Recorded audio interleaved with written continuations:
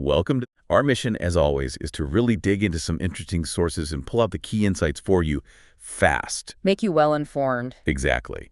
And today, we're looking at something quite unique. It's a set of sources, mainly excerpts from a text called Heaven's Algorithm, Unlocking Miracles in Kingdom Power. Heaven's Algorithm. That's quite a title. It is, and it presents itself as offering, and I'm quoting here, unfiltered original scriptural keys. The goal: unlocking miracles, answered prayers, heaven's power, right here on earth. Wow. All right. So, yeah.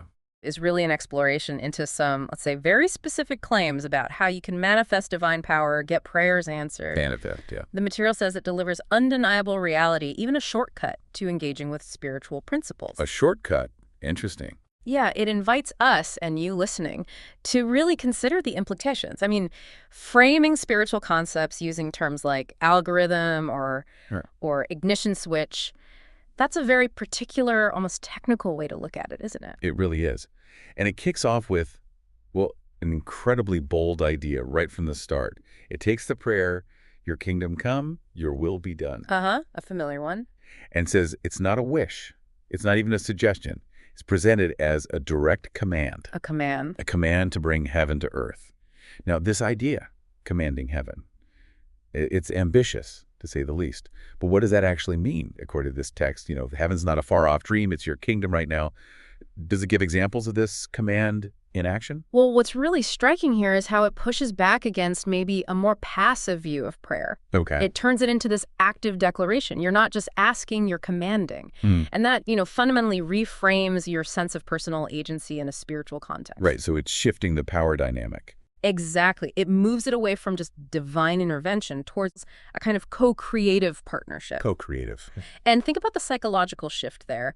It's less about just hoping, fingers crossed, and more about intentional manifestation, acting as if the outcome is almost guaranteed because you're actively participating in bringing it about. Like you're part of the engine, not just a passenger. Precisely.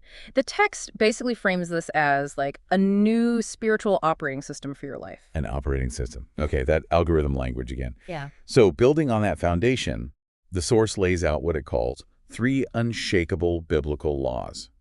Essential, it says, for answered prayer. Unshakable laws. Strong wording. Very. So number 1, absolute alignment with God's will. 2, praying from the authority of a child of the king. And 3, purity of motive. Now, it calls these laws. Does it back them up scripturally, specifically, and how does it make them different from just, say, good principles or helpful suggestions? Yeah. It feels very definite. Yeah, laws is definitely the key word. Absolute, non-negotiable. It's quite different from other spiritual approaches that might see alignment or intent as maybe more flexible, more nuanced. It basically asserts that when these 3 things are perfectly in place, prayer becomes incredibly potent. Deterministic, you could say. Deterministic. So input A, B, C, get outcome X. That's the implication. Absolute alignment means your desires perfectly match divine purpose.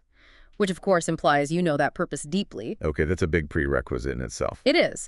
Then praying from the authority of a child of the king. Well, the text suggests you're not just asking politely. You're speaking from a position of delegated power, almost like you have a divine mandate. Like an official representative. Something like that. And finally, purity of motive acts as a kind of safeguard. It ensures your intentions aren't selfish, but aimed at a higher good. This is presented as crucial within this whole algorithm. So not suggestions, but rules for the system to work. That's exactly how it's presented.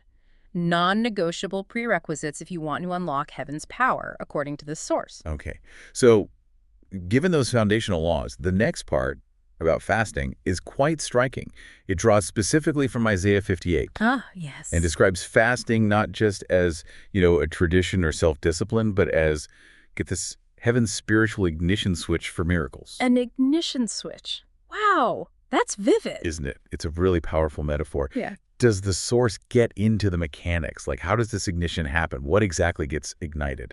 Well, the ignition switch metaphor is really central to their interpretation. It implies something sudden, right? Yeah. Decisive. Not a slow burn, but flicking a switch. Okay. The text explains this by framing fasting as a direct mechanism for activating supernatural results. It suggests it sort of bypasses the usual spiritual inertia. Bypasses inertia. Yeah, like it instantly connects you to a direct powerful flow of divine energy. Think of a car engine just roaring to life instantly. Not just turning it over, but Yeah. boom. Exactly. It's presented as a direct line, a conduit for immediate supernatural intervention, rather than just a time of reflection or denial.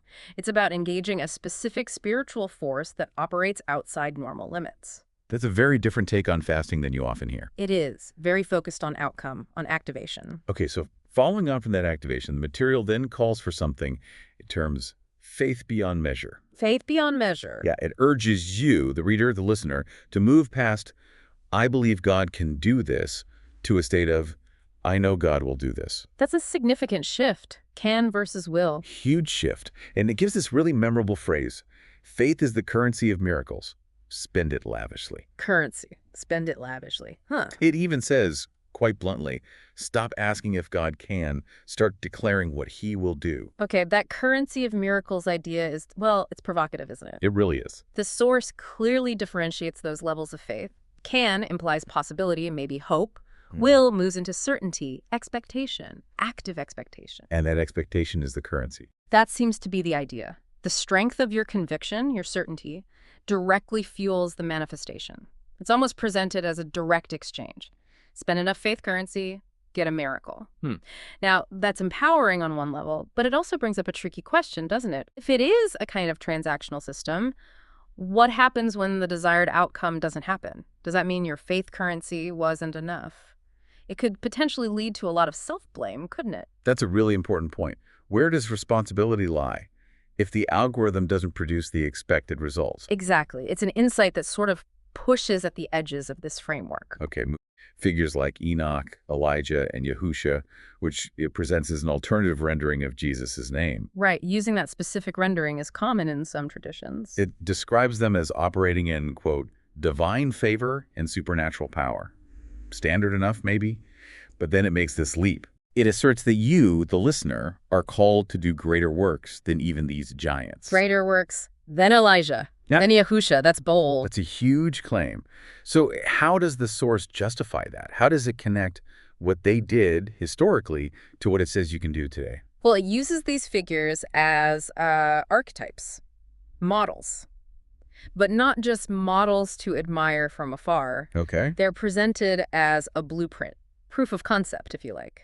So when it says you are called to do greater works, it's issuing a direct challenge and at the same time trying to massively empower the listener. Right, like saying, this isn't just ancient history, this power is available now, and maybe even amplified. That's the thrust of it, yes. The implication is that the same divine power is accessible today, perhaps even more so, or that the current times require greater manifestations. So it's meant to radically elevate your self-perception, your idea of your own spiritual potential. Absolutely. It wants you to see yourself through the lens of these incredibly powerful examples.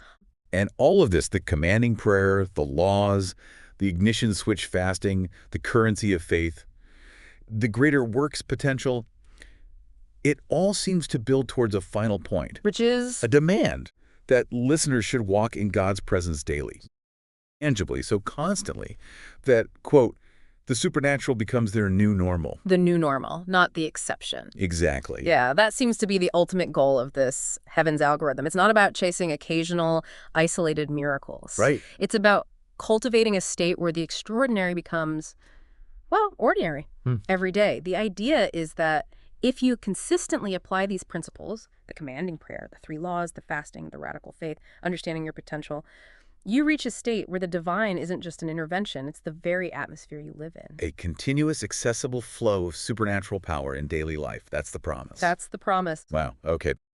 We've really unpacked a lot there, this unique, quite structured perspective on prayer as command. Those 3 unshakable laws. Right, the laws of alignment, authority, and motive. Then fasting is that ignition switch. Just powerful metaphor, yeah. And cultivating that radical faith, the currency idea, moving from can to will. Plus, looking at those biblical giants not just as history, but as a baseline for greater works now. Exactly. All leading to this call for the supernatural to be your new normal, a daily, tangible, divine presence. And it's worth noting this material apparently concludes with a really strong prophetic charge. Oh, what's that? It basically tells its audience to act now, to step into this kingdom authority today, and importantly, to share this revelation, this algorithm. Act now, step up, share it. Okay. Which leaves us, and you listening, with a really provocative question to think about, doesn't it? If you were to approach spiritual concepts like this as an algorithm with specific laws and ignition switches, how might that fundamentally shift your own understanding, your sense of agency, the actions you take, your potential impact? Especially when that impact is framed as achieving undeniable reality. What does that framework do to your perspective on your life and the world?